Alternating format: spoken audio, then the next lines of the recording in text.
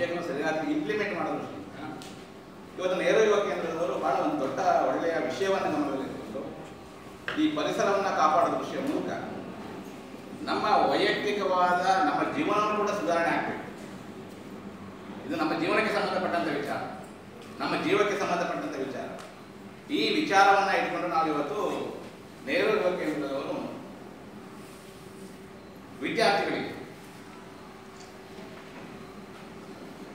ಮಳೆ ನೀರನ್ನ ಸಂರಕ್ಷಣೆ ಮಾಡೋದು ಹೇಗೆ, ಸಂರಕ್ಷಣೆ ಮಾಡಿದಂತಹ ಮಳೆ ನೀರನ್ನು ಶುದ್ಧೀಕರಣ ಮಾಡೋದು ಹೇಗೆ, ಶುದ್ಧೀಕರಿಸಿದಂತಹ ನೀರನ್ನು ನಾವು ಯಾವ ರೀತಿ ಬಳಕೆಯನ್ನು ಮಾಡಬೇಕು, ಬಳಕೆಯನ್ನು ಮಾಡುವ ದೃಷ್ಟಿಯಲ್ಲಿ ಯಾವ್ಯಾವ ವಿಷಯಗಳನ್ನು ನಾವು ಗಮನದಲ್ಲಿ ಇಟ್ಕೊಳ್ಬೇಕಾಗ್ತದೆ, ಆ ಮೂಲಕ ನೈಸರ್ಗಿಕವಾಗಿ ಬಂದಂತಹ ಮಳೆ ನೀರನ್ನು ನಮ್ಮ ಜೀವನವನ್ನು ಸುಧಾರಣೆ ಮಾಡಿಕೊಳ್ಳೋ ದೃಷ್ಟಿಯಿಂದ, ಪರಿಸರವನ್ನು ಕಾಪಾಡುವ ದೃಷ್ಟಿಯಿಂದ ನಾವು ಯಾವ ರೀತಿಯಲ್ಲಿ ಈ ರೈನ್ ವಾಟರ್ ಹಾರ್ವೆಸ್ಟಿಂಗ್ ಮಾಡಬೇಕು ಅಂತೇಳಿ ಇವತ್ತು ಸಬ್ಜೆಕ್ಟ್ ಇಟ್ಕೊಂಡು ಇವತ್ತು ನಾವು ವಿಷಯ ಇದೆ. ಒಂದು ಗಾದೆ ಇದೆ,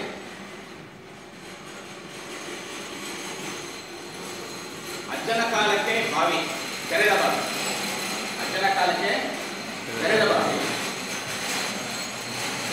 ಮಗನ ಕಾಲಕ್ಕೆ ಕೊಳವೆ ಬಾವಿ, ಮೊಮ್ಮಗನ ಕಾಲಕ್ಕೆ ಖಾಲಿ ಬಾವಿ. ಏನೋ ಮೊಮ್ಮಗನ ಕಾಲಕ್ಕೆ ಖಾಲಿ ಬಾವಿ. ಹಾಗೆ ಮುಂದೇನೋ ಯಾವ ಪರಿಸ್ಥಿತಿಯಲ್ಲಿ ಆಗುತ್ತೆ ಅಲ್ವಾ? ಅಜ್ಜನ ಕಾಲಕ್ಕೆ ತೆರೆದ ಬಾವಿ, ಮಗನ ಕಾಲಕ್ಕೆ ಕೊಳವೆ ಬಾವಿ, ಮೊಮ್ಮಗನ ಕಾಲಕ್ಕೆ ಖಾಲಿ ಬಾವಿ. ಇದು ಸತ್ಯಸ್ಥಿತಿ ಅಲ್ವಾ? ನಿಜ ಅಲ್ಲ? ಯಾರೋ ಬಾವಿಗಳು ನೋಡಿದ್ರೆ ಇವತ್ತು ತೆರೆದ ಬಾವಿನ ಯಾವುದಾದ್ರು ನೀರಿದೆಯಾ? ಕೊಳೆ ಬಾವಿ ತೆಗಿತಾ ಇದೆ. ಕೊಳೆ ಇವಾಗ ಏನಾಗ್ಬಿಟ್ಟಿದೆ ಅಂದ್ರೆ ಈ ಕೊಳವೆ ಬಾವಿ ಕೂಡ ನೀರು ಸಿಗ್ತಾ ಇಲ್ಲ. 1000 ಅಡಿ ಹೊಡಿಬೇಕು ನೀರು ಬೇಕು ಅಂದ್ರೆ ಅಲ್ವಾ? ನೀವು ಬಯಲುಸೀಮೆ ಕಡೆ ಹೋಗ್ರೆ ಒಂದು 1000 ಅಡಿ ಒಳಗೆ ನೀರು ಸಿಗ್ತಾ ಇಲ್ಲ ಕೊಳವೆ ಬಾವಿ. ಅಂದ್ರೆ ಇವತ್ತು ಪರಿಸ್ಥಿತಿ ಏನಾಗಿದೆ ಅಂದ್ರೆ ಇವತ್ತು ನಾವು ನೀರನ್ನ ಪಡ್ಕೊಳ್ಳೋಕೆ ಸಾಧ್ಯ ಆಗ್ತಿಲ್ಲ. ಆ ಪರಿಸ್ಥಿತಿಯಲ್ಲಿ ನಾವಿದೆ. ಅಂದ್ರೆ ಮುಂದಿನ ಪರಿಸ್ಥಿತಿ ಈಗಾಗಲೇ ನಾವೇನ್ ಮಾಡ್ತಾ ಇದೀವಿ ಅಂದ್ರೆ ಸುಲಭವಾಗಿ, ಉಚಿತವಾಗಿ, ಸುರಕ್ಷಿತವಾದಂತ ನೀರು ನಮಗೀಗ ಮೊದಲೆಲ್ಲ ಆರಾಮಾಗಿ ಸಿಗ್ತಾ ಇತ್ತು. ಅಂದ್ರೆ ಉಚಿತವಾಗಿ ಸಿಗ್ತಾ ಇತ್ತು, ಸುಲಭವಾಗಿ ಸಿಗ್ತಾ ಇತ್ತು, ಸುರಕ್ಷಿತವಾದ ನೀರು ಸಿಗ್ತಾ ಇತ್ತು. ಅಂದ್ರೆ ಸೇಫ್ಟಿ ವಾಟರ್ ಅಂತ ಕರೀತಾರೆ. ಇವತ್ತು ಏನಾಗಿದೆ, ನಾವು ಬಾಟಲ್ ನೀರು ತಗೊಳ್ತಾ ಇದ್ದೀವಿ 20 ರೂಪಾಯಿ. ಕರೆಕ್ಟ್ ಅಲ್ಲ? 20 ರೂಪಾಯಿ ಕೊಟ್ಟು 20 ರೂಪೀಸ್ 1 ಲೀಟರ್ ಆಫ್ ವಾಟರ್. ಯಾರು ಇಮೇಜ್ ಮಾಡಿದ್ವಾ? ಬಹಳ ಹಿಂದಿನ ಕಾಲದಲ್ಲಿ ಕೇಳಿ ನೀವು ನೀರು ಎಷ್ಟು ಸುಲಭವಾಗಿ ಸಿಗ್ತಾ ಇತ್ತು. 2 ಅಡಿ ಗುಂಡಿ ತೆಗೆದು ನೀರು ಸಿಗ್ತಾ ಇತ್ತು. ಮತ್ತೆ ಎಂತ ನೀರು ಸಿಗ್ತಾ ಇತ್ತು? ಸೇಫ್ಟಿ ವಾಟರ್, ಸೆಕ್ಯೂರ್ಡ್ ವಾಟರ್ ಸಿಗ್ತಾ ಇತ್ತು. ಇವತ್ತು ಸೆಕ್ಯೂರ್ಡ್ ವಾಟರ್ ಎಲ್ಲ ಇದೆಯಾ? ಸುರಕ್ಷಿತವಾದ ನೀರೆಲ್ಲ ಸಿಕ್ಕಿ ಸಾಧ್ಯತೆ ಇದೆಯಾ? ನೀವು ಬಾಟಲ್ ನೀರು ಕುಡಿತೀರಲ್ಲ, ಯಾವುದು ಪ್ಯಾಕೇಜ್ ಡ್ರಿಂಕಿಂಗ್ ವಾಟರ್. ಈ package drinking water is also not secured water ಅಂತ ಹೇಳಿ ಡಿಕ್ಲೇರ್ ಆಗೋಗಿದೆ. Not secured water. ಯಾಕೆಂದ್ರೆ ಬಾಟಲ್ ನಲ್ಲಿ ಸಿಗ್ತಕ್ಕಂಥ ವಾಟರ್ RO ಸಿಸ್ಟಮ್ ಅಲ್ಲಿ ಮಾಡೋದ್ರಿಂದ ಅಲ್ಲಿರ್ತಕ್ಕಂಥ ಮಿನರಲ್ ಎಕ್ಸ್ಟ್ರಾಕ್ಟ್ ಆಗುತ್ತೆ. ಮಿನರಲ್ ಎಕ್ಸ್ಟ್ರಾಕ್ಟ್ ಆದಂತ ವಾಟರ್ ಬಿಟ್ಟರೆ ನಮ್ಗೆ ಏನಾಗುತ್ತೆ? ನಿಜವಾಗಿ ನಮ್ಗೆ ಏನ್ ಬೇಕಾಗಿತ್ತು ಅದು ಸಿಗ್ತಾ ಇದೆ. ಈಗ ಅದಕ್ಕೆ ಮೊನ್ನೆ ಫುಡ್ ಸೇಫ್ಟಿ ಸ್ಟ್ಯಾಂಡರ್ಡ್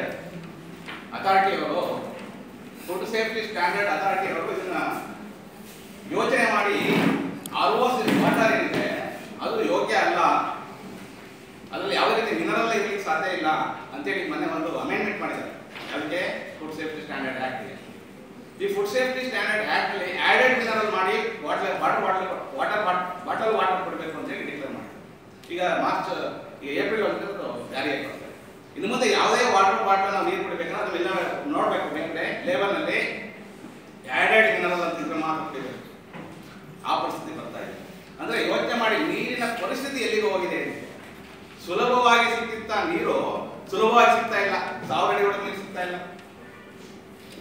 ಉಚಿತವಾಗಿ ಸಿಗ್ತಿತ್ತ ನೀರು ಇವತ್ತು 20 ರೂಪಾಯಿ 1 ಲೀಟರ್ ಕೊಟ್ಟು ನಾವು ಪಡಿಬೇಕಂತ ಪರಿಸ್ಥಿತಿ ಬಂದಿದೆ. ಹೋಗಿ ದುಡ್ಡ ಕೊಡೋಣ ಅಂತ ಹೇಳಿ ಹೋಗಿ ಒಳ್ಳೆ ನೀರು ಸಿಗ್ತಾ ಇದೆಯಾ? ಸುರಕ್ಷಿತವಾದ ನೀರು ಸಿಗ್ತಾ ಇದೆಯಾ? ಸೆಕ್ಯೂರ್ಡ್ ವಾಟರ್ ಸಿಗ್ತಾ ಇದೆಯಾ? ಅದು ಸಿಗ್ತಾ ಇದೆ. ಅಂದ್ರೆ ನಾವು ಯಾವ ಪರಿಸ್ಥಿತಿಗೆ ಬಂದು ತಲುಪಿಟ್ಟಿದ್ದೇವೆ ಅಂದ್ರೆ ಮುಂದೊಂದು ದಿವಸ ನೀರಿಗಾಗಿ ಆಕಾರ ಅಲ್ಲದೆ ನೀರಿಗಾಗಿ ಜಗಳ ಆಡ್ತಕ್ಕಂಥ ಒಂದು ಪರಿಸ್ಥಿತಿ ಬರ್ತದೆ. ನಾವು ಭೂಮಿಗಾಗಿ ಅಣ್ಣ ತಮ್ಮ ಜಗಳ ಆಡಿ ನೋಡಿದ್ದೇವೆ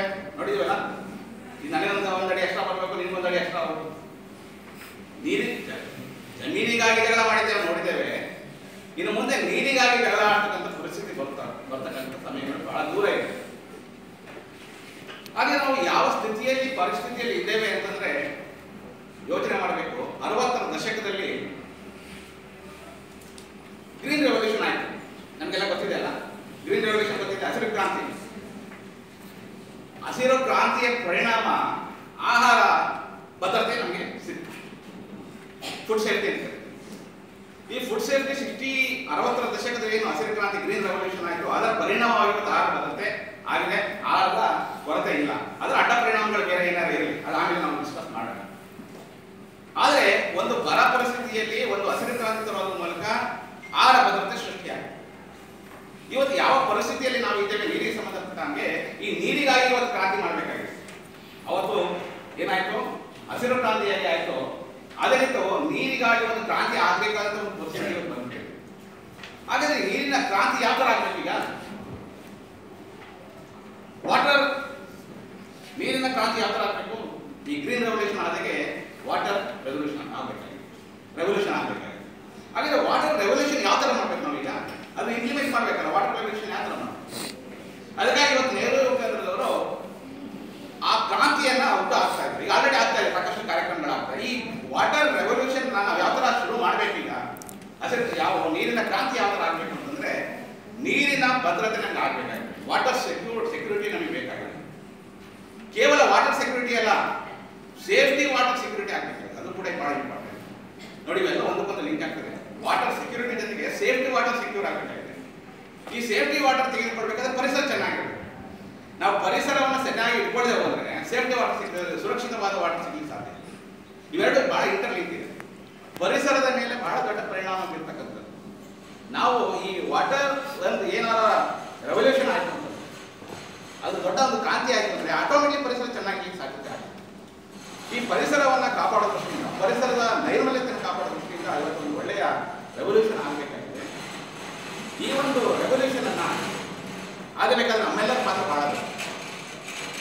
ನೀರಿನ ಕ್ರಾಂತಿ ಆಗಬೇಕಾದ್ರೆ ನಾವೆಲ್ಲರೂ ಕೂಡ ನಮ್ಮದೇ ಆದಂಥ ಪಾತ್ರವನ್ನು ನಾವು ನಿರ್ವಹಿಸಬೇಕಾಗಿದೆ. ಈ ವಾಟರ್ ರೆವಲ್ಯೂಷನ್ ಯಾವ ಥರ ಮಾಡಬೇಕು, ಇದನ್ನ ನಾವು ಯಾವ ರೀತಿಯಲ್ಲಿ ಇಂಪ್ಲಿಮೆಂಟ್ ಮಾಡಬೇಕಾಗಿದೆ, ಅದರಲ್ಲಿ ನಮ್ಮ ಪಾತ್ರ ಏನು, ನನ್ನ ಕುಟುಂಬದ ಪಾತ್ರ ಏನು, ನನ್ನ ಸಮಾಜದ ಪಾತ್ರ ಏನು, ಇವೆಲ್ಲವನ್ನು ಗಮನದಲ್ಲಿಟ್ಕೊಂಡು ಇವತ್ತು ನಾವು ಒಂದಿಷ್ಟು ಮಾಹಿತಿಯನ್ನು ಎಕ್ಸ್ಚೇಂಜ್ ಮಾಡ್ಕೊಳ್ಬೇಕು. ನಾವು ವಾಟರ್ ಬಗ್ಗೆ ಸ್ವಲ್ಪ ತಿಳ್ಕೊಳ್ಬೇಕಾದ್ರೆ ಒಂದು ಸ್ಲೈಡ್ ನಾವು ನೋಡ್ತಾ ಹೋಗೋಣ. ವಾಟರಿನ ಸೈಕಲ್ ನೋಡೋಣ, ದ ನ್ಯಾಚುರಲ್ ವಾಟರ್ ಸೈಕಲ್. ನೀವು ನೋಡ್ತಾ ಇದ್ದೀರಿ, ಈ ವಾಟರ್ ಎಲ್ಲಿಂದ ಬರ್ತದೆ? ನಮಗೆಲ್ಲ ಗೊತ್ತಿದೆ ಅಲ್ಲ, ರೀಸೈಕಲ್. ಭೂಮಿಯಲ್ಲಿ ಇರ್ತಕ್ಕಂಥ ನೀರು ಆವಿಯಾಗಿ ನೀರು ಮತ್ತೆ ಮಳೆಯಾಗಿ ಮತ್ತೆ ರೀಸೈಕಲ್ ಆಗ್ತದೆ. ಅಂದ್ರೆ ಇದು ನ್ಯಾಚುರಲ್ ಆಗ್ತಕ್ಕಂಥದ್ದು ಇವತ್ತು ವ್ಯತಿರಿಕ್ತವಾದ ಪರಿಣಾಮದ ಮೂಲಕ ನಮಗೆ ಯಾವುದು ನ್ಯಾಚುರಲ್ ಆಗಿ ಆಗ್ತಾ ಇದೆ, ಇದರಲ್ಲಿ ಅಡ್ಡ ಪರಿಣಾಮಗಳು ಆಗ್ತಾ ಇದೆ. ಇದಕ್ಕೆ ಕಾರಣ ಯಾರು? ನಾವೆಲ್ಲರೂ ಕೂಡ ಪರಿಸರವನ್ನ ಸರಿಯಾಗಿ ನಾವು ಕಾಪಾಡದೆ ಹೋದ್ರೆ ಈ ನ್ಯಾಚುರಲ್ ಸೈಕಲ್ ಏನಿದೆ, ರೀಸೈಕಲ್ ಏನಿದೆ, ಇದು ಆಗ್ಲಿಕ್ಕೆ ಸಾಧ್ಯ ಆಗುತ್ತೆ. ಯಾವ ಪ್ರಮಾಣದಲ್ಲಿ, ಯಾವ ಸಮಯದಲ್ಲಿ, ಎಲ್ಲಿ ಸರಿಯಾದ ರೀತಿಯಲ್ಲಿ ಮಳೆ ಆಗಬೇಕು, ಅದು ಯಾವುದು ಕೂಡ ಇವತ್ತು ಆಗ್ತಾ ಇಲ್ಲ. ಇದಕ್ಕೆ ಕಾರಣ ಏನಂದ್ರೆ ಪರಿಸರದ ಅಸಮತೋಲನ. ನಾವು ಪರಿಸರವನ್ನ ಸರಿಯಾಗಿ ಇಟ್ಕೊಳ್ದೆ ಹೋದ್ರೆ, ಪರಿಸರವನ್ನ ನಾವು ಕಾಪಾಡ್ಕೊಳ್ದೆ ಹೋದ್ರೆ, ಈ ನಾವು ನ್ಯಾಚುರಲ್ ರೀಸೈಕಲ್ ಏನಿದೆ, ಸೈಕಲ್ ಸಿಸ್ಟಮ್ ಏನಿದೆ, ಮಳೆಯ ನೀರಿನ ಸೈಕಲ್ ಸಿಸ್ಟಮ್, ಅದು ಸರಿಯಾಗಿ ಆಗ್ಲಿಕ್ಕೆ ಆಗ್ತದೆ. ನಾವೆಲ್ಲ ನೋಡ್ತಾ ಇದ್ದೇವೆ, ಯಾವಾಗ ಮಳೆ ಬೀಳಬೇಕು ಅವಾಗ ಮಳೆ ಬೀಳೋದಿಲ್ಲ, ಯಾವಾಗ ಚಳಿಗಾಲದಲ್ಲಿ ಮಳೆ ಬೀಳ್ತದೆ, ಬೇಸಿಗೆಯಲ್ಲಿ ಮಳೆ ಬೀಳ್ತಾ ಇದೆ. ಈ ವ್ಯತಿರಿಕ್ತವಾದ ಪರಿಣಾಮಗಳನ್ನು ನೋಡ್ಲಿಕ್ಕೆ ಕಾರಣ ಏನಾಗ್ತದೆ ಅಂದ್ರೆ ನಾವೆಲ್ಲರೂ ಕೂಡ ಪರಿಸರದ ಬಗ್ಗೆ ನಮಗೆ ಕಾಳಜಿ ಇಲ್ಲ. ಪರಿಸರದ ಕಾಳಜಿ ಇದ್ದಾಗ ಮಾತ್ರ ಈ ಸೈಕಲ್ ಸರಿಯಾಗಿ ಆಗ್ತದೆ. ಸರಿಯಾದ ಪ್ರಮಾಣದಲ್ಲಿ ಮಳೆ ಬೀಳ್ತದೆ, ಸರಿಯಾದ ಸಮಯದಲ್ಲಿ ಮಳೆ ಬೀಳ್ತದೆ ಅಲ್ವಾ? ಸರಿಯಾದ ಪ್ರಮಾಣದಲ್ಲಿ ಮಳೆ ಬರುತ್ತೆ, ಸರಿಯಾದ ಸಮಯದಲ್ಲಿ ಮಳೆ ಬರಬೇಕಂದ್ರೆ ನಾವು ಪರಿಸರವನ್ನು ಚೆನ್ನಾಗಿ ಕಾಪಾಡ್ಕೊಳ್ಬೇಕು. ನಾವು ಪರಿಸರವನ್ನು ಚೆನ್ನಾಗಿ ಕಾಪಾಡ್ಕೊಳ್ಳದೆ ಹೋದ್ರೆ 100% ಈ ಸೈಕಲ್ ಸಿಸ್ಟಮ್ ಇಂದ ಇದರಲ್ಲಿ ವ್ಯತಿರಿಕ್ತವಾದ ಪರಿಣಾಮಗಳಾಗುತ್ತೆ. ಭೂಮಿಯ ಮೇಲೆ ಬಿದ್ದಂತ ನೀರು ಅದು ಭೂಮಿಯಲ್ಲಿ ಇಂಗಿದ್ರೆ ಮಾತ್ರ ನಮ್ಗೆ ಅಂತರ್ಜಲ ಜಾಸ್ತಿ ಆಗಲಿಕ್ಕೆ ಸಾಧ್ಯತೆ ಆಗ್ತದೆ. ಕರೆಕ್ಟ್ ಅಲ್ಲ? ಮಳೆಯ ರೂಪದಲ್ಲಿ ಮಳೆ ಭೂಮಿಯ ಮೇಲೆ ಬಿದ್ದಂತ ನೀರು ಸರಿಯಾದ ಜಾಗದಲ್ಲಿ ಇಂಗಿದ್ರೆ ಮಾತ್ರ ಅಂತರ್ಜಲ ರೈಸ್ ಆಗಲಿಕ್ಕೆ ಸಾಧ್ಯತೆ ಆಗ್ತದೆ. Underground water. ಈ ಅಂಡರ್ಗ್ರೌಂಡ್ ವಾಟರ್ ರೈಸ್ ಆಗ್ಬೇಕಂತಂದ್ರೆ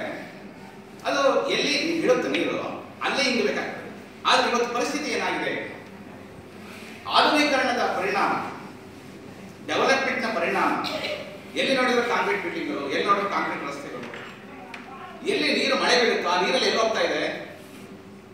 ಪ್ರವಾಹದ ರೂಪದಲ್ಲಿ ಪರಿಣಾಮವನ್ನು ನೋಡ್ತಾ ಇದೆ ಅಲ್ವಾ? ಪ್ರವಾಹದ ರೂಪದಲ್ಲಿ ನಾವು ನೋಡ್ತಾ ಇದ್ದೇವೆ. ಅದು ಸರಿಯಾದ ಜಾಗದಲ್ಲಿ ಇಂಗ್ಲಿಕ್ಕೆ ಸಾಧ್ಯ ಆಗ್ತಾ ಇಲ್ಲ. ಅದರ ಪರಿಣಾಮ ಏನಾಯಿತು? ಪ್ರವಾಹ ಸೃಷ್ಟಿಯಾಗಿದೆ. ಈ ಪ್ರವಾಹದ ಸೃಷ್ಟಿಗೆ ಕಾರಣ ಏನಂತಂದ್ರೆ ಆಧುನೀಕರಣ. ಇದು ಸರಿಯಾದ ರೀತಿಯಲ್ಲಿ ಆಗದೇ ಇರೋದೇ ಇದು ದೊಡ್ಡ ಪರಿಣಾಮ. ಬಹಳ ಸಿಂಪಲ್ ಆಗಿ ನಾವು ಅರ್ಥ ಮಾಡ್ಕೊಂಡಿರ್ತೀವಿ. What you mean rain water harvesting? ಅಂದ್ರೆ ರೈನ್ ವಾಟರ್ ಹಾರ್ವೆಸ್ಟಿಂಗ್ ಅಂದ್ರೆ ಏನು? ಎಲ್ಲಿ ಮಳೆ ನೀರು ಬೀಳುತ್ತೋ ಇದ್ದಂತ ಜಾಗದಲ್ಲಿ ಮಳೆ ನೀರನ್ನು ಶೇಖರಣೆ ಮಾಡಿ ಸಂಗ್ರಹಣೆ ಮಾಡಿದಂತ ನೀರನ್ನು ಶುದ್ಧೀಕರಿಸಿದ ನೀರನ್ನು ಸರಿಯಾದ ರೀತಿಯಲ್ಲಿ ಬಳಕೆ ಮಾಡಬೇಕು. ಬಳಕೆ ಮಾಡೋದು ಬಹಳ ಇಂಪಾರ್ಟೆಂಟ್. ಸ್ಟೋರ್ ಮಾಡೋದು ನಾಟ್ ಓನ್ಲಿ ಇಂಪಾರ್ಟೆಂಟ್, ಅದನ್ನು ಯಾವ ರೀತಿ ಯುಟಿಲೈಸ್ ಮಾಡ್ತೀವಿ ಅನ್ನೋದು ಕೂಡ ಬಹಳ ಇಂಪಾರ್ಟೆಂಟ್. ಸರಿಯಾದ ರೀತಿಯಲ್ಲಿ ಬಳಕೆ ಮಾಡ್ತಕ್ಕಂಥದ್ದು ಮತ್ತು ಬಳಸಿ ಉಳಿದಂತ ನೀರನ್ನು ಮತ್ತೆ ಜಲ ಮರುಪೂರಣ ಮಾಡ್ತಾರೆ, ಅಂಡರ್ಗ್ರೌಂಡಿಗೆ ಸೇರ್ತಾರೆ. ಇದು ಬಹಳ ಒಳ್ಳೆಯ ಪ್ರಕ್ರಿಯೆ. ಈ ರೀತಿಯ ಪ್ರಕ್ರಿಯೆ ನಾವೇನಂತ ಕರಿತೇವೆ? Rain water harvesting. ಎರಡು ರೀತಿಯ ಹಾರ್ವೆಸ್ಟಿಂಗ್ ಇದೆ.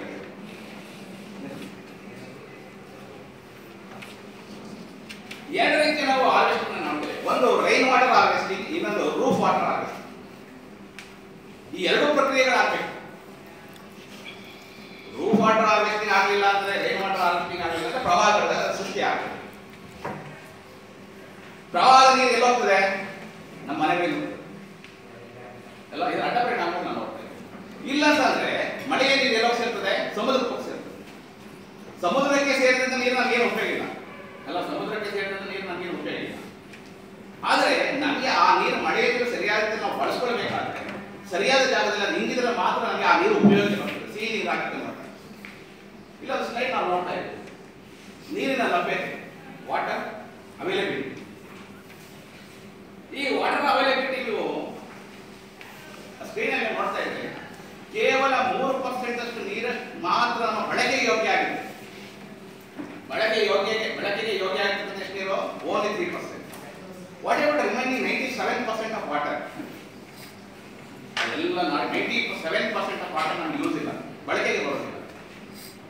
ಆದರೆ ಇರತಕ್ಕಂಥ 3% ನೀರನ್ನ ಬಳಕೆ ನಾವು ಸರಿಯಾಗಿ ಮಾಡದೆ ಹೋದರೆ ನಾವು 20 ರೂಪಾಯಿ ಕೊಟ್ಟು ಇವತ್ತು ನೀರು ತಗೊಳ್ತಿದ್ದೀವಲ್ಲ, ಅದು ಮುಂದಿನ ದಿನದಲ್ಲಿ 100 ರೂಪಾಯಿ ಆಗ್ಬೋದು.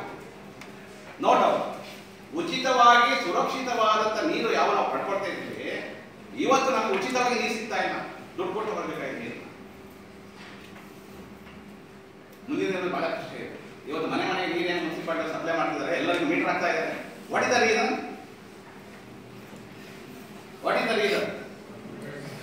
ಯಾಕೆ ಮೀಟರ್ ಹಾಕಬೇಕು? ಮೀಟರ್ ಹಾಕಬೇಕು. ನೀರಿನ ಬಳಕೆ ಸರಿಯಾದ ರೀತಿಯಲ್ಲಿ ಆಗ್ತಿಲ್ಲ ಒಂದು, ಮತ್ತು ನೀರಿನ ಲಭ್ಯತೆ ಕಡಿಮೆ ಇದೆ. ಎರಡು ಕಾರಣ. What is the purpose of meter installation? Meter installation ಆಗ್ಲಿಕ್ಕೆ ಕಾರಣ ನೀರಿನ ಲಭ್ಯತೆ ಇಲ್ಲ, ವಾಟರ್ ಅವೈಲಬಿಲಿಟಿ ಕಡಿಮೆ ಆಗ್ತಾ ಇದೆ, ವಾಟರ್ ಸೋರ್ಸ್ ಕಡಿಮೆ ಆಗ್ತಾ ಇದೆ. ಇನ್ನೊಂದು, ಬಳಕೆ ಮಾಡ್ತಕ್ಕಂಥ ನಾವುಗಳು, ಯೂಸರ್ಸ್, ವಾಟರ್ ಯೂಸರ್ಸ್ ಏನಿದೆ, ನಾವು ಸರಿಯಾದ ರೀತಿಯಲ್ಲಿ ಯೂಸ್ ಮಾಡ್ತಾ ಇಲ್ಲ ವಾಟರ್.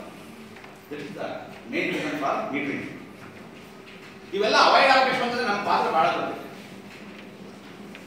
ನಾವು ಸರಿಯಾದ ರೀತಿಯಲ್ಲಿ ಇನ್ವಾಲ್ವ್ ಆದರೆ ಮಾತ್ರ, ಈ ಒಂದು ವಾಟರ್ ರೆವಲ್ಯೂಷನ್ ಅಂತ ಏನು ಕರಿತೀವಿ, ಆದರೆ ಮಾತ್ರ ಬಹುಶಃ ಮುಂದಿನ ದಿನಗಳಲ್ಲಿ ನಾವು ಹಣ ಕೊಟ್ಟು ಏನು ನೀರು ತಗೊಳ್ತೀವಿ ಅದನ್ನು ಅವಾಯ್ಡ್ ಮಾಡಲಿಕ್ಕೆ ಸಾಧ್ಯ ಆಗ್ತದೆ, ಸೇಫ್ಟಿ ವಾಟರ್ ಸಿಗ್ಲಿಕ್ಕೆ ಸಾಧ್ಯ ಆಗ್ತದೆ. ಇಲ್ಲ ಅಂತ ಹೇಳ್ತೇವೆ. ಆದರೆ ಈ ಸಿಗ್ತಕ್ಕಂಥ 3% ವಾಟರ್ ಏನಿದೆ, ಈಗ ಆಲ್ರೆಡಿ ಅವೈಲಬಿಲಿಟಿ ವಾಟರ್, ಅದನ್ನು ನಿಜವಾಗಿ ನಮಗೆ ಸರ್ಫೇಸ್ ವಾಟರ್ ಸಿಗ್ತಿರ್ತದೆ ಕೇವಲ 2%, ಓನ್ಲಿ 2%. ನೋಡಿ, ಯೋಚನೆ ಮಾಡ್ಬೇಕು ನಾವು. 2% ನೀರನ್ನು ನಾವು ಬಳಕೆ ಮಾಡ್ತೀವಲ್ಲ, ಅದರೊಳಗೆ ಎಷ್ಟು ನೀರು ನಮಗೆ ಸರಿಯಾದ ರೀತಿ ನಾವು ಬಳಕೆ ಮಾಡ್ತೀವಿ ಅಂತಂದ್ರೆ, ಟ್ಯಾಪ್ ಓಪನ್ ಮಾಡೋದು ಸರಿಯಾಗಿ ಟ್ಯಾಪ್ ಕ್ಲೋಸ್ ಮಾಡಲ್ಲ, ಮುನ್ಸಿಪಾಲಿಟಿ ನೀರು ಬರ್ತಾ ಇದೆ ಅದನ್ನು ಸರಿಯಾಗಿ ಕ್ಲೋಸ್ ಮಾಡಲ್ಲ, 24 ಗಂಟೆ ನೀರು ಹೋಗ್ತಾ ಇರ್ತದೆ, ವೇಸ್ಟ್ ಆಗ್ತದೆ. ಎಲ್ಲೋ ಬೋರ್ವೆಲ್ಗಳಲ್ಲಿ ಜಗ್ತೇವೆ ನಾವು, ಹಂಗೆ ಅರ್ಧ ಜಗ್ಗಿ ಹಂಗೆ ನೀರು ಬಿಟ್ಟು ವೇಸ್ಟ್ ಮಾಡ್ತೇವೆ. ನೋಡಿ, ಸಿಗ್ತಕ್ಕಂಥ 2% ನೀರು ನಮಗೆ ಓನ್ಲಿ ಅವೈಲಬಿಲಿಟಿ ಓನ್ಲಿ 2%. ಆ ಪರ್ಸೆಂಟನ್ನು ನಾವು ಸರಿಯಾಗಿ ಯೋಚನೆ ಮಾಡದೆ ಹೋದರೆ ಹೇಳಿದೆ, ಮುಂದಿನ ದಿನಗಳಲ್ಲಿ ವಾಟರ್ 100 ರೂಪಾಯಿ ಪರ್ ಲೀಟರ್ ಆಗುವಂಥ ಸಾಧ್ಯತೆಗಳಿದೆ. ನೀರಿಗೋಸ್ಕರ ಜಗಳ ಆಡ್ತಕ್ಕಂಥ ಪ್ರಮೇಯಗಳು ಬರ್ತಾ ಇದೆ. ಯೋಚನೆ ಮಾಡಬೇಕು. ಇವತ್ತು ನಾವು ಅದನ್ನು ನಿರ್ಧಾರ ಮಾಡದೆ ಹೋದರೆ ಈ ಕಾರ್ಯಕ್ರಮ ನಮಗೆ ಉಪಯೋಗ ಆಗಬೇಕು ಅಂತಂದ್ರೆ ನಾವು ಒಂದು ವಾಟರ್ ರೆವಲ್ಯೂಷನ್ ಮಾಡಲೇಬೇಕು. ಇಲ್ಲ ಅಂತಂದ್ರೆ ಮುಂದಿನ ದಿನಗಳಲ್ಲಿ ಬಹಳ ಕಷ್ಟ ಆಗ್ತದೆ, ಯೋಚನೆ ಮಾಡಬೇಕು. ನೆಕ್ಸ್ಟ್ ನೋಡಿ, ಆ ಸಿಗ್ತಕ್ಕಂಥ 2% ವಾಟರ್ಗೆ 100% ಕೇವಲ 2% ವಾಟರ್ ಅಷ್ಟೇ ನಮಗೆ ಲಭ್ಯತೆ ಇರೋದು, ಅವೈಲೇಬಿಲಿಟಿ ಆಫ್ ಓನ್ಲಿ 2%. ಆ 2% ಅಲ್ಲಿ ಯಾರ್ಯಾರು ಹೇಗೆ ಯೂಸ್ ಮಾಡ್ತಾರೆ? ಕೃಷಿಗೆ 69% ಹೋಗ್ತದೆ, ಕಾರ್ಖಾನೆಗಳಿಗೆ 22% ಹೋಗ್ತಾ ಇದೆ, ಮನೆಗಳಿಗೆ ನಾವು 8% ಅಷ್ಟು ನೀರನ್ನು ಯೂಸ್ ಮಾಡ್ತಾರೆ. ಅದು ಯೋಚನೆ ಮಾಡಿ, 2% ಅಲ್ಲಿ ಒಂದು ಸೆಕೆಂಡ್ ಅದರಲ್ಲಿ 8% ಮಾತ್ರ ನಾವು ಯೂಸ್ ಮಾಡ್ತಾರೆ. ಅದು ನಮಗೆ ಸಿಗ್ತಾ ಇದೆ. ಅದನ್ನು ನಾವು ಸರಿಯಾಗಿ ಬಳಕೆ ಮಾಡಬಹುದಾದ ಮುಂದಿನ ದಿನಗಳಲ್ಲಿ ಬಹಳ ದೊಡ್ಡ ಪರಿಣಾಮವನ್ನು ನಾವು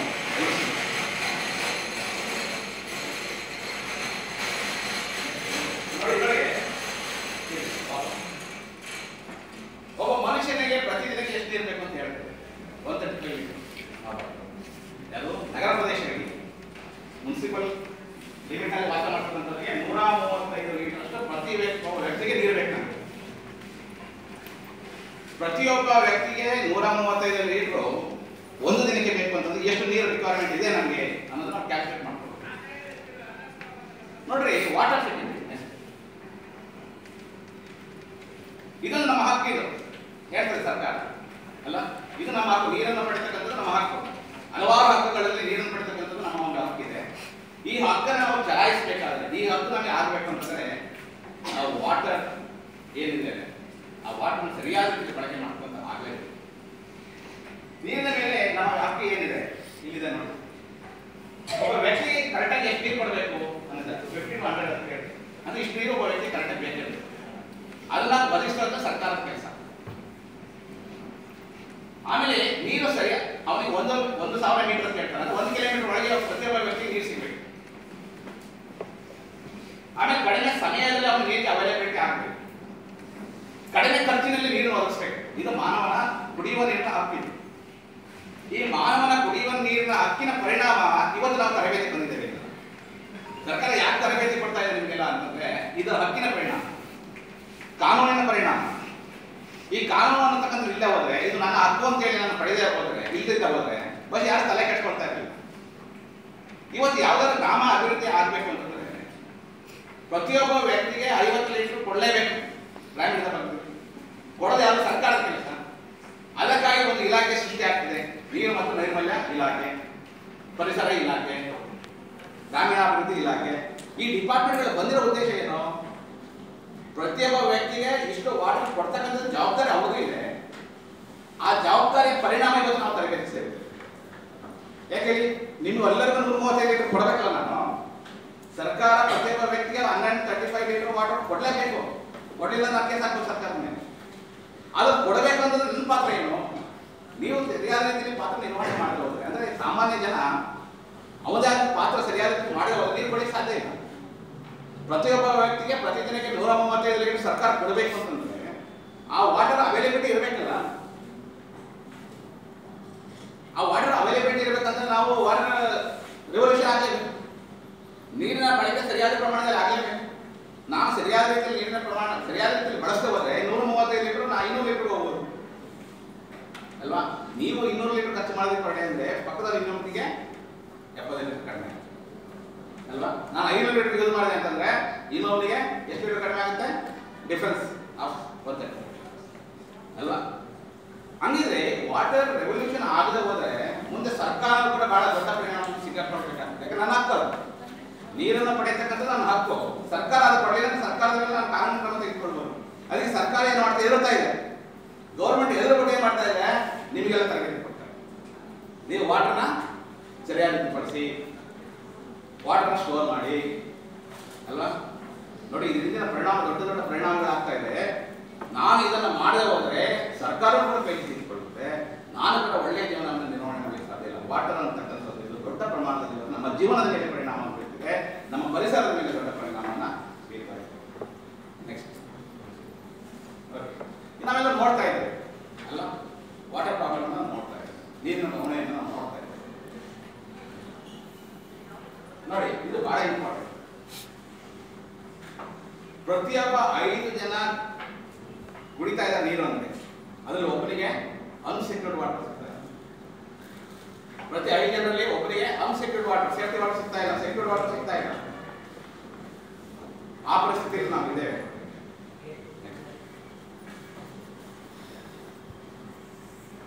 ನೋಡಿ, ವಾಟರ್ ಪಾಲಿಸಿ ಮಾಡಿದ್ರು, ಇದಕ್ಕೊಂದು ಕಾನೂನು ಅಲ್ಲ, ವಾಟರ್ಗೆ ಸಂಬಂಧಪಟ್ಟಂತೆ ಇದೊಂದು ಪಾಲಿಸಿ, ಇದಕ್ಕೊಂದು ಕಾನೂನನ್ನು ಸೃಷ್ಟಿ ಮಾಡಿದೆ. ಅದು ಕೇಂದ್ರ ಸರ್ಕಾರದ ಬೇರೆ ಕಾನೂನು ಇದೆ, ರಾಜ್ಯ ಸರ್ಕಾರದ ಬೇರೆ ಕಾನೂನು. ಅಂದ್ರೆ ನೀರಿಗೋಸ್ಕರ ಒಂದು ಕಾನೂನು ತಯಾರಾಗಿದೆ. ನಾವು ಯೋಚನೆ ಮಾಡಬೇಕು, ನೀರಿನ ಪರಿಣಾಮ ಎಷ್ಟು ಮಟ್ಟಿಗೆ ಆಗ್ತಾ ಇದೆ, ನೀರಿನ ಪರಿಣಾಮ ಎಷ್ಟು ಮಟ್ಟಿಗೆ ನಮಗೆ ತೊಂದರೆ ಕೊಡ್ತಾ ಇದೆ ಅಂದ್ರೆ ಅದಕ್ಕೋಸ್ಕರ ಒಂದು ಪಾಲಿಸಿಯನ್ನು ಮಾಡತಕ್ಕಂಥ ಪರಿಸ್ಥಿತಿ, ಅದಕ್ಕೋಸ್ಕರ ಒಂದು ಕಾನೂನು ಮಾಡ್ತಕ್ಕಂಥ ಒಂದು ಪರಿಸ್ಥಿತಿ. ಅಂದ್ರೆ ನಾವೆಲ್ಲ ಎಚ್ಚೆತ್ಕೊಳ್ಬೇಕಲ್ಲ. ಅಂದ್ರೆ ವಾಟರ್ ನಾವು ರೆವಲ್ಯೂಷನ್ ಆಗದೆ ಹೋದ್ರೆ ಬಹುಶಃ ಈ ಕಾನೂನುಗಳು ಬಹುಶಃ ಇನ್ನೂ ದೊಡ್ಡ ಜಾಸ್ತಿ ಅಮೆಂಡ್ಮೆಂಟ್ಗಳು, ಏನೋ ಪಾಲಿಸಿ ಮಾಡಿದರೆ ಏನೋ ಕಾನೂನು ಮಾಡಿದ್ರೆ ವಾಟರ್ ಬಗ್ಗೆ, ಅದಕ್ಕೆ ಇನ್ನೂ ಸಾಕಷ್ಟು ಅಮೆಂಡ್ಮೆಂಟ್ಗಳಾಗ್ಬೋದು ಅಥವಾ ಹೊಸ ಕಾನೂನು ಅಂತ ಮುಂದೆ ಬರುವಂಥ ಸಾಧ್ಯತೆಗಳಿವೆ. ಅದು ಬರಬಾರದು ಅಂತಂದ್ರೆ ನಾವು ಈಗಲೇ ಎಚ್ಚೆತ್ಕೊಳ್ಬೇಕು. ಒಂದು ಒಳ್ಳೆಯ ರೀತಿಯಲ್ಲಿ ವಾಟರ್ನ ನಾವು ಯಾವ ರೀತಿ ರೆವಲ್ಯೂಷನ್ ಮಾಡಲಿಕ್ಕೆ ಸಾಧ್ಯತೆ ಇದೆ, ಆ ರೀತಿ ಆದರೆ ಮಾತ್ರ ಬಹುಶಃ ಈ ಕಾನೂನುಗಳಿಗೆ ಒಂದು ತಡೆ ಹಾಕ್ಬೋದು, ಮತ್ತೆ ಕಾನೂನುಗಳು ಅಮೆಂಡ್ಮೆಂಟ್ ಆಗೋದು ತಡೆ ಕಟ್ಬೋದು, ಅಥವಾ ಹೊಸ ಕಾನೂನುಗಳು ನೀರಿಗಾಗಿ ಬರ್ತಕ್ಕಂಥ ಹೊಸ ಕಾನೂನು ತಡೆ ಕಟ್ಬೋದು. ಮುಂದಿನ ದಿನಗಳಲ್ಲಿ ಆಗ್ತದೆ. ಈಗ ಬೇರೆ ದೇಶದಲ್ಲಿ ಎಲ್ಲೋ ದೇಶದಲ್ಲಿ ಹುಟ್ಟಿದಂಥ ನದಿ ನಮ್ಮ ದೇಶಕ್ಕೆ ಬರ್ತದೆ, ಅಲ್ಲೇ ಅವರು ಮುಂದೆ ಡ್ಯಾಮ್ ಕಟ್ಕೊಂಡು ಡೈವರ್ಸಿಫಿಕೇಶನ್ ಮಾಡೋದ್ರಿಂದ ಆಗುವಂಥ ಸಾಧ್ಯತೆ ಬಂದ್ಬಿಟ್ರೆ ನೀರಿಗೋಸ್ಕರನೇ ದೇಶ ಓಡಾಡ್ತಾರೆ, ನೀರಿಗೋಸ್ಕರ ಅಕ್ಕಪಕ್ಕದವರು ಓಡಾಡ್ತಾರೆ, ನೀರಿಗೋಸ್ಕರ ಒಂದು ಸಲ ಇನ್ನೊಂದು ದೂರ ಓಡಾಡ್ತಾರೆ. ಆ ಪರಿಸ್ಥಿತಿ ಬರ್ತಕ್ಕಂಥ ಕಾಲ ಬಹಳ ದೂರ ಇಲ್ಲ, ಬಹಳ ಹತ್ತಿರದಲ್ಲಿ ನಾವಿದ್ದೇವೆ. ಆದರೆ ನಾವು ಎಚ್ಚರಿಕೆಯಿಂದ ಈ ಒಂದು ತರಬೇತಿಯನ್ನು ನಾವು ಉಪಯೋಗಿಸ್ಕೊಳ್ತೇವೆ. ನಾವು ನೋಡ್ತಾ ಇದ್ದೇವೆ ನಮ್ಮ ಪ್ರದೇಶ, ಅಂದರೆ ಮಳೆ ಬಿದ್ದಂತ ನೀರು ಎಲ್ಲಿ ಹೋಗ್ತಾ ಇದೆ, ಅದಕ್ಕೆ ಸರಿಯಾದ ಪ್ಲಾನಿಂಗ್ ಇಲ್ಲ. ನಾವು ಬಿದ್ದಂತ ಮಳೆ ನೀರನ್ನ ಸರಿಯಾದ ರೀತಿ ಶೇಖರಣೆ ಮಾಡಿದೆ, ಅದು ಸರಿಯಾದ ರೀತಿಯಲ್ಲಿ ಜಲ ಮರುಪೂರ್ಣ ಮಾಡದೆ ಹೋದ್ರೆ, ಸರಿಯಾಗಿ ನಾವು ಬಳಕೆ ಮಾಡ್ಕೊಂಡಿದ್ರೆ ಈ ರೀತಿಯ ಪರಿಣಾಮ ನೋಡ್ತೇವೆ. ಇದು ಆಗಬಾರ್ದು ಅಂತಂದ್ರೆ ಈ ಪ್ರವಾಹಗಳನ್ನು ತಡೆಗಟ್ಟಬೇಕಾದ್ರೆ ನಮಗೆ ಇವತ್ತು ರೈನ್ ವಾಟರ್ ಹಾರ್ವೆಸ್ಟಿಂಗ್ ಆಗಲೇಬೇಕು. ರೈನ್ ವಾಟರ್ ಹಾರ್ವೆಸ್ಟಿಂಗ್ ಆಗದೆ ಹೋದ್ರೆ ಇಂಥ ಪರಿಣಾಮಗಳು ಇನ್ನೂ ನೂರಾರು ಪರಿಣಾಮಗಳು ಎದುರಿಸಬೇಕಾದಂತ ಸಾಧ್ಯತೆ.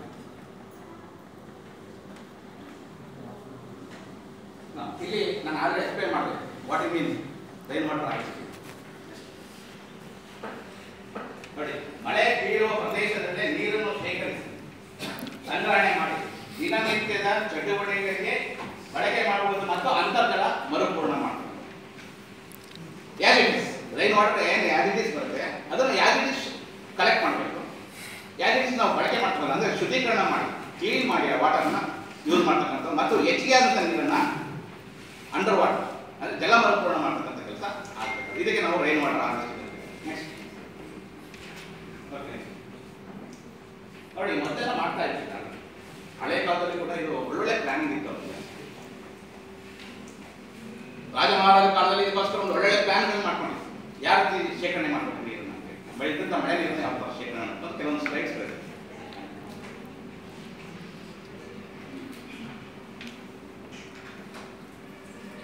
ಇದು ಇತ್ತೀಚಿನದಲ್ಲ, ಇದು ಬಹಳ ಹಳೆಯ ಯಾವ ಥರ ವಾಟರ್ನ ನಾವು ಸ್ಟೋರ್ ಮಾಡ್ತೇವೆ. ನಾವೆಲ್ಲ ನೋಡಿದ್ದೇವೆ, ಕಲ್ಯಾಣಿಗಳು ನೋಡಿದ್ದೀವಲ್ಲ, ಕಲ್ಯಾಣಿಗಳನ್ನು ನೋಡಿದ್ದೇವೆ.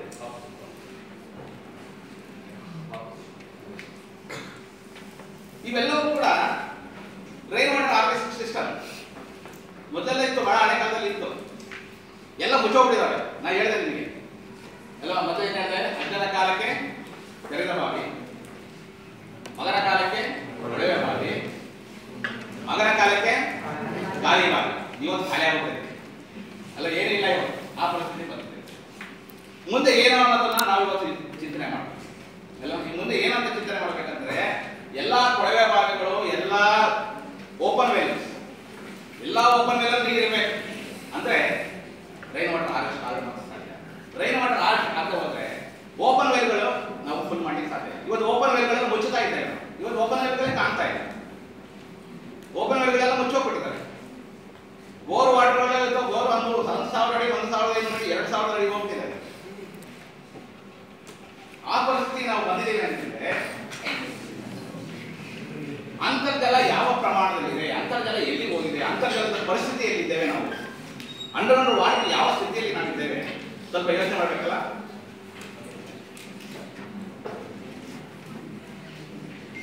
ನೋಡಿ, ನಾವು ರೈನ್ ವಾಟರ್ ಹಾರ್ವೆಸ್ಟ್ ಯಾಕೆ ಮಾಡ್ಬೇಕು? ಇಂಪಾರ್ಟೆಂಟ್. ಹಾಗಿದ್ರೆ ರೈನ್ ವಾಟರ್ ಹಾರ್ವೆಸ್ಟಿಂಗ್ ಮಾಡೋ ಸಂದರ್ಭದಲ್ಲಿ ಒಳ್ಳೆಯ ನೀರು ನಮಗೆ ರೈನಿಂದ ಸಿಗ್ತಿದೆ, ಅಂದ್ರೆ ಮಳೆಯಿಂದ ನಮಗೆ ಒಳ್ಳೆಯ ನೀರು ಸಿಗ್ತದೆ. ನಾವೀಗ ನೋಡ್ತಾ ಇದ್ದೀವಿ ರೈನ್ ವಾಟರ್ನ ಗುಣಲಕ್ಷಣಗಳು ಏನು ನೋಡಿ. ಸಾಮಾನ್ಯವಾಗಿ generally rain water is pure water. Generally rain water is pure water. ಇವತ್ತು ನಮಗೆ ನೀರು ಬಾಟಲಲ್ಲಿ ನೀರು ಕೊಡ್ತಾ ಇರಲ್ಲ, ಅದು ಯಾವ ನೀರು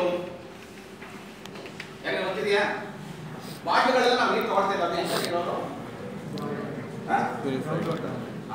ಬೋರ್ ವಾಟರ್ ಅಲ್ಲಿ ಕೆಮಿಕಲ್ ಕಂಟೆಂಟ್ಗಳು ಜಾಸ್ತಿ ಇರುತ್ತೆ.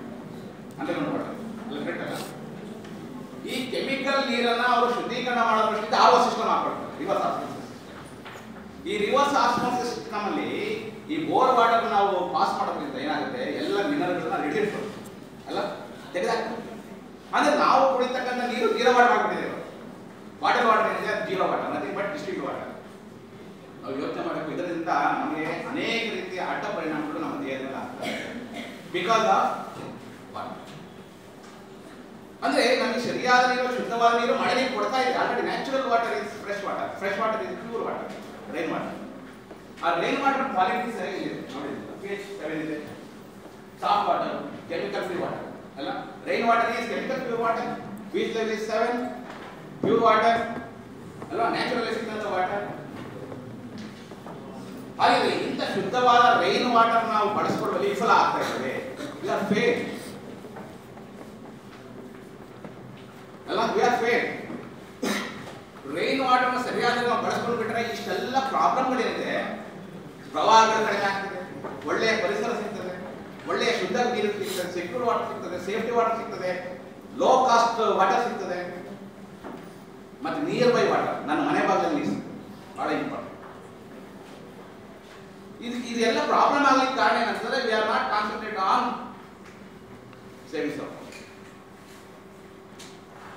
ನಮಗೆ ಅದಕ್ಕೆ ಗೊತ್ತಿಲ್ಲ, ನಾವು ನೆಗ್ಲೆಕ್ಟ್ ಮಾಡ್ತಾ ಇದ್ದೇವೆ.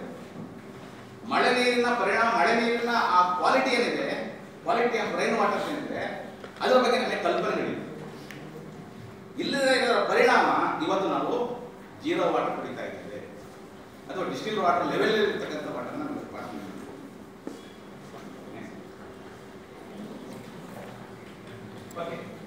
ಈ ಕೊಯ್ಲುಗಳ ಬಗ್ಗೆ ಮಾತಾಡ್ತಾರೆ. ರೈನ್ ವಾಟರ್ ಹಾರ್ವೆಸ್ಟಿಂಗ್ ಇಲ್ಲಿ ಏನಾಗಿದೆ, ರೈನ್ ವಾಟರ್ ಹಾರ್ವೆಸ್ಟಿಂಗ್ ಆಗುತ್ತೆ, ಅದು ಪ್ಲಾನ್ ಮಾಡಬೇಕು, ಪಕ್ಕ ಪ್ಲಾನ್ ಇದೆ.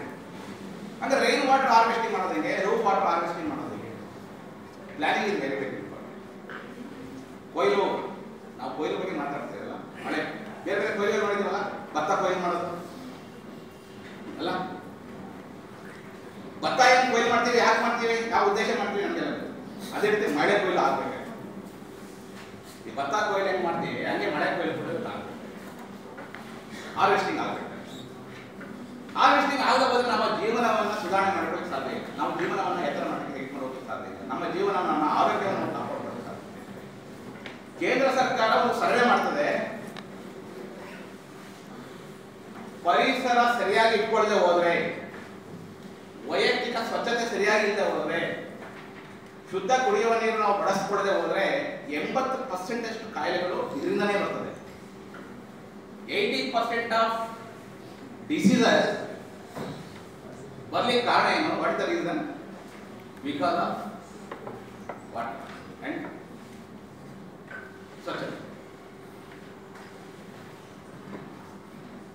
ನಾವು ಸ್ವಚ್ಛವಾಗಿ ಇಲ್ಲದೆ ಹೋದ್ರೆ, ನಮ್ಮ ಪರಿಸರ ಚೆನ್ನಾಗಿಲ್ಲದೆ ಹೋದ್ರೆ, ಪರಿಸರ ನೈರ್ಮಲ್ಯತೆಯಿಂದ ಕೂಡದೆ ಹೋದ್ರೆ, ಸರಿಯಾದ ರೀತಿಯಲ್ಲಿ ಶುದ್ಧವಾದ ಸೆಕ್ಯೂರ್ಡ್ ವಾಟರ್ ಸಿಗದೆ ಹೋದ್ರೆ 80% ಅಷ್ಟು ಕಾಯಿಲೆಗಳು ಇದರಿಂದನೇ ಬರ್ತವೆ. ನಾವು ಇದ್ರ ಬಗ್ಗೆ ಯೋಚನೆ ಮಾಡೋಣ. ನಾವು ಕಷ್ಟಪಟ್ಟು ಸಂಪಾದನೆ ಮಾಡಿದ ಹಣ ಎಲ್ಲಿ ಕಳಿತಾ ಇದ್ದೇವೆ? ಬಾಟಲ್ ನೀರಿಗೆ ಹಾಕ್ತೀವಿ ಅಲ್ಲ. ಮುಂದೆ 100 ರೂಪಾಯಿ ಆಗುತ್ತೆ, ಬಹಳ ದಿವಸ ಇಲ್ಲ, ಬಹಳ ಹತ್ತಿರದಲ್ಲಿದೆ. 1 ಲೀಟರ್ ಆಫ್ ವಾಟರ್ 100 ರೂಪೀಸ್ ಬರುವಂಥ ಸಾಧ್ಯತೆಗಳು ಬಹಳ ಹತ್ತಿರದಲ್ಲಿದೆ. ನಾವು ಮೊದಲು ಯೋಚನೆ ಮಾಡ್ತೀವಿ, ನೀರು 20 ರೂಪಾಯಿ ಕೊಡ್ಬೇಕಂತ ಯಾರು ಇದು ಕೂಡ ಕನಸಲ್ಲಿ ಕಂಡಿಲ್ಲ. ನಾವೇನು ಕಂಡಿದ್ದಿಲ್ಲ. ನೀವು ಸ್ವಲ್ಪ ಯಂಗ್ಸ್ಟರ್ ಇದ್ರೆ ನಿಮ್ಗೆ ಗೊತ್ತಾಗಲ್ಲ, ಸ್ವಲ್ಪ ಹಿಂದಿನ ಜನ ಬಹಳ ಹಳೆ ಕಾಲದಲ್ಲಿ ಗೊತ್ತಾಗ ನೀರಿಗೆ ಯಾರು ದುಡ್ಡು ಕೊಡ್ತಾರೆ? ಉಪ್ಪು ಉಚಿತವಾಗಿ ಸಿಗ್ತಾ ಇತ್ತು, ಎಲ್ಲ ಮನೆ ಬಾಗಿಲು ದುಡ್ಡು ಕೊಡೋರು, ಅಂಗಡಿಗಳಿಗೆ ದುಡ್ಡು ಕೊಡೋರು. ಯಾಕೆ ಅಂದ್ಬಿಟ್ಟು ಅಂದ್ರೆ 1 ರೂಪಾಯಿ 50 ಪೈಸೆಗೆಲ್ಲ ಉಪ್ಪು ಸಿಗ್ತಾ ಇತ್ತು. ಇವತ್ತು ಉಪ್ಪಿನ ಕಾಸ್ಟ್ ಬಂದ್ಬಿಟ್ಟು 20 ರೂಪೀಸ್ ಆಗೋಗ್ತದೆ 1 ಕೆಜಿ. ಅಂದ್ರೆ ಯಾವ ಲೆವೆಲ್ಗೆ ಹೋಗ್ತಿದೆ ಅಂತ ನಾವು ಯೋಚನೆ ಮಾಡಬೇಕಾಗಿದೆ. ಹಾಗಾಗಿ ನಮ್ಮ ಕಾಯಿಲೆಗಳನ್ನ ತಪ್ಪಿಸಬೇಕಾದ್ರೆ, ಸೆಕ್ಯೂರ್ಡ್ ವಾಟರ್ ಪಡ್ಕೊಳ್ಬೇಕಾದ್ರೆ, ಪ್ಯೂರ್ ವಾಟರ್ ಸಿಗಬೇಕಾದ್ರೆ ರೈನ್ ವಾಟರ್ ಇಂದ ಮಾತ್ರ ಸಾಧ್ಯ, ಬೋರ್ ವಾಟರ್ ಸಾಧ್ಯ ಇಲ್ಲ. secure water not available in bore water, not by bore water. Pure water, secure water only available by rain water. ನಾವು ಇದ್ರ ಬಗ್ಗೆ ಚಿಂತನೆ ಮಾಡಬೇಕಾಗಿದೆ. ಯಾಕೆಂತಂದ್ರೆ ನಮ್ಮ ಆರೋಗ್ಯ ಚೆನ್ನಾಗಿರ್ಬೇಕಂತಂದ್ರೆ we are using pure water. Then only we save our life. ಅಲ್ವಾ? ಹಂಗೆ ನಾವು ಡಿಸ್ಟಿಲ್ ವಾಟರ್ ಕುಡಿಬೇಕಾದ್ರೆ ಯೋಚನೆ ಮಾಡಬೇಕು ಬಂದಿದ್ದೀನಿ. ನಾವೇನು ಬಾಟಲ್ ನೀರು ಕುಡಿತೀವಿ, ಇಟ್ಸ್ ನಾಟ್ ಸೇಫ್. ನಾನು ಹೇಳ್ತಾ ಇಲ್ಲ, ಗೌರ್ಮೆಂಟ್ ಹೇಳ್ತಾರೆ, ಸರ್ಕಾರ ಹೇಳ್ತಾ ಇದೆ, ಫುಡ್ ಸ್ಟ್ಯಾಂಡರ್ಡ್ ಅಥಾರಿಟೀಸ್ ಅವರು ಹೇಳ್ತಾ ಇದ್ದಾರೆ, water not secure for your health. ಇದೇ ತಿಂಗಳು ಒಂದು ಆರ್ಟಿಕಲ್ ಮಾಡಿ ನಾನು ಆರ್ಟಿಕಲ್ ಹೇಳಿದ್ವಿ, ಇದೇ ತಿಂಗಳಲ್ಲಿ ಅದು ಇಂಪ್ಲಿಮೆಂಟ್ ಆಗಬೇಕು. ಈಗ ಬರ್ತಕ್ಕಂಥ ಏಪ್ರಿಲ್ ಅದು ಇಂಪ್ಲಿಮೆಂಟ್ ಆಗಬೇಕು. ಅದ್ರ ಮೇಲೆ 100% ಪ್ರಿಂಟ್ ಆಗಬೇಕು. ಆಡೆಡ್ ಮಿನರಲ್ ವಾಟರ್ ಅಂತ ಪ್ರಿಂಟ್ ಆಗಬೇಕು, not packet drinking water. Printed must added mineral water. ಆ ಪರಿಸ್ಥಿತಿಗಳು ಇದೆ, ನಮಗೆ ಗೊತ್ತಿಲ್ಲ. ನಮಗೆ ಗೊತ್ತಿಲ್ಲ ಹಾಗೆ ಇವತ್ತು ಏನೇನೋ ಘಟನೆಗಳು ನಡೀತಾ ಇದ್ದಾರೆ. ಹಾಗೆ ನಾವು ಕುಡಿತಕ್ಕಂಥ ಬಾಟಲ್ ನೀರು ಸೇಫ್ಟಿ ಇಲ್ಲ, ಸೇಫ್ ಅಲ್ಲ ಅದು.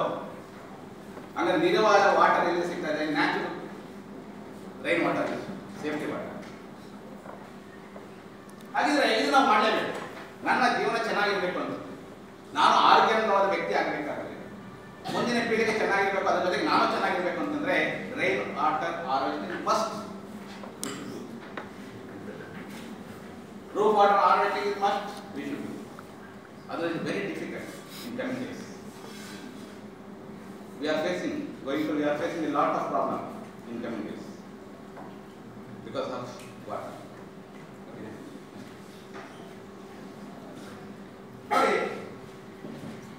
Rain water harvesting ಆಗಿರೋದು, roof water harvesting ಆಗಿರೋದು, ಅದೇ ಕೆಲವು ಅಂಶಗಳನ್ನ ನಾವು ಗಣನೆಗೆ ತೆಗೆದುಕೊಳ್ತೇವೆ.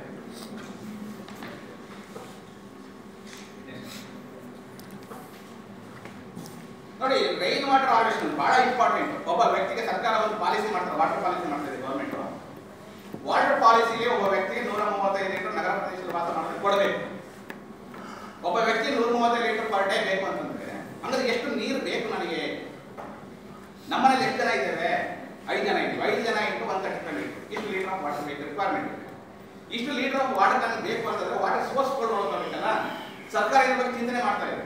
ಈ ನೀರು ಎಲ್ಲಿಂದ ತರದಪ್ಪ ಇವರಿಗೆ? ಮಳೆ ನೀರಿಂದ ಮಾತ್ರ ಸಾಧ್ಯ, ಬೇರೆ ಎಲ್ಲ ಬರಲ್ಲ ನೀರು ಅಲ್ಲ. ನೀರು ಎಲ್ಲಿಂದ ಬರ್ತದೆಯಾ?